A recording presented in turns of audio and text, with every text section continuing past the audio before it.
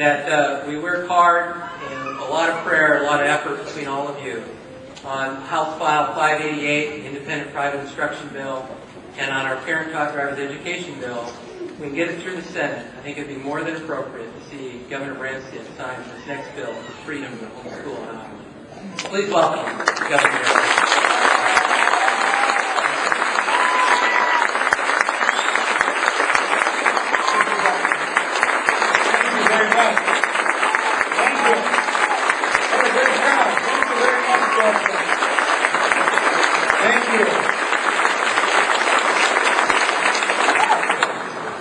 Justin LeVan, thank you for that very nice introduction.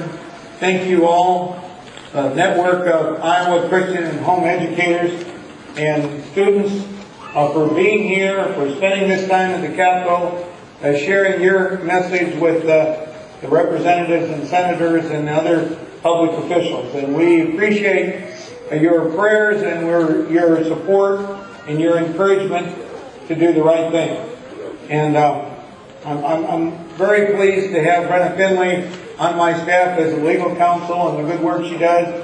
Also, some of you I think also know Bonnie Hall, who homeschooled her children, is also a member of the governor's staff.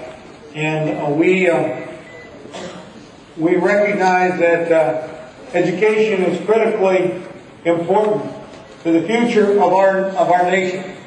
And we also know that the founders of our nation were devout Christians who recognized that it wasn't the men of the revolution, but it was that we were endowed by our Creator with certain inalienable rights. And that is the founding document, the Declaration of Independence.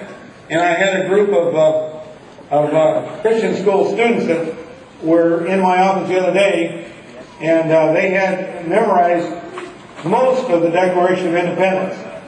And I was pretty impressed because there is not much memorization that goes on these important documents anymore in our schools. And my grandmother, when I was young, I remember she had learned in school of the preamble to the Constitution.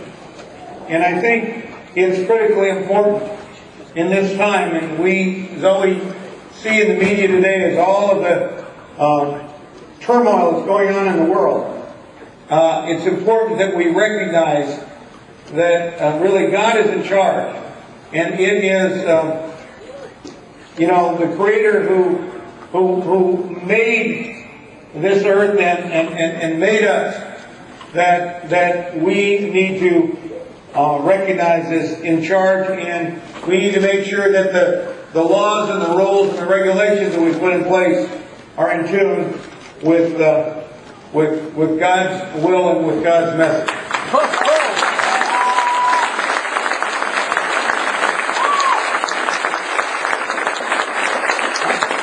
I'm especially pleased to be here on this, the 20th anniversary of when I signed the homeschooling law in Iowa. And you may remember Iowa was one of the last states to legalize homeschooling in our state. And I want to take a moment to kind of look back, and I remember the challenge that we had convincing the State Board of Education that this made sense, and that indeed we had a lot of caring Christian parents in this state who really wanted the opportunity to homeschool their children and not have to worry about the law going after them for doing what they felt was morally and morally right and justified. And many of you remember the challenge and the controversy. I remember a friend of mine named John Eidsmoe, who actually, he and I were in college Republicans together, and he's a Christian who is both a lawyer and an ordained minister. And he's written several books about the Constitution. But he was one that came in and helped testify as to why this made sense. And indeed, I had the honor of then signing that homeschool bill in 1991, because I believe that families should be able to make good choices in the education of their children. And nobody cares more about the education of their children than the parents. Whether for religious reasons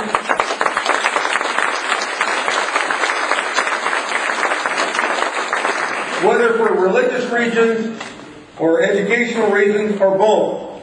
Families who want to teach their children at home have been able to do so for 2 decades in Iowa with minimal involvement of the state. And I know you're trying to reduce that to make it even less, so that there is more freedom and there's more flexibility in the law.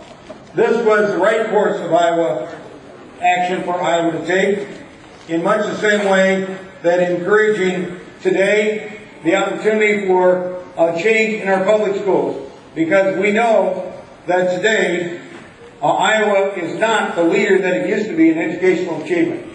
And yet we know that homeschool students do better than average students in our state. And we appreciate that. And I just found out,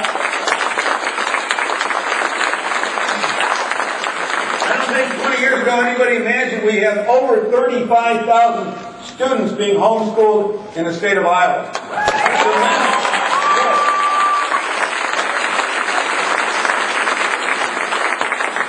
I believe that homeschool families deserve special recognition because it takes an extraordinary commitment of time and talent in order to be successful in homeschooling.